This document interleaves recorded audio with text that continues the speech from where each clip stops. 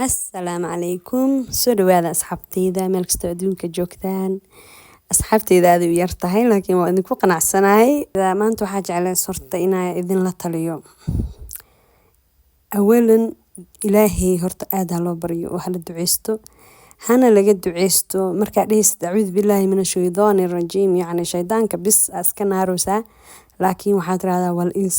shayaadiin ins أعوذ بالله من الشيطان الرجيم ولا إنسي كدر صوبت بتقانا والله وحاجر ضد آدي وحون أدويدان و sometimes وحيابها كسرتو هذا مرنا بفكرين وحاوا يعني ضد كاس كمد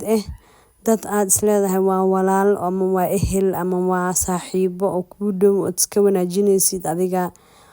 لكن أذيقا إنه كل ربانو إنه دول كسجاشن متر أهوس وسيجش إنه حتى يعني دول كل عاد ما أقوله dadkaas bilaa sabab ay ku necab yihiin bilaa sabab ay xaasid u yihiin dhoola cadeyskaaga dhibayo horta waxaa la yaabaa waxay tahay qofka dhoola cadeyska badan dadka way necab yihiin dadka qaar dadka dhan maalag dadka qaaraa necab intaas waxay ku dhahayaan sabab faraxsan tahay waxaa lagu dhahaa adiga iska faraxsan tahay hadda aragto walaa qofka ugu soo celcelinay waa iska faraxsan tahay habiya iska tahay waxa ma ka qasno qofkaas ugu busy kugu yahay wuxuu raadinaa maalin aad dhulka taalid oo oynaysid oo rafaadsan tahay sababtu waxay tahay wuxuu xisaabinayaa inta mar ay faraxsan tahay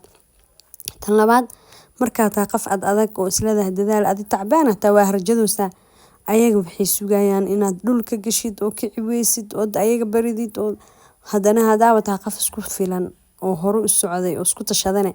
kaba sii daranba inay ku gowracaan isku dayayaan أصحابي مروا البحر لها عود بالله من الشيطان الرجيم ولا إنسي وحي ذنبنا الله نقع فيه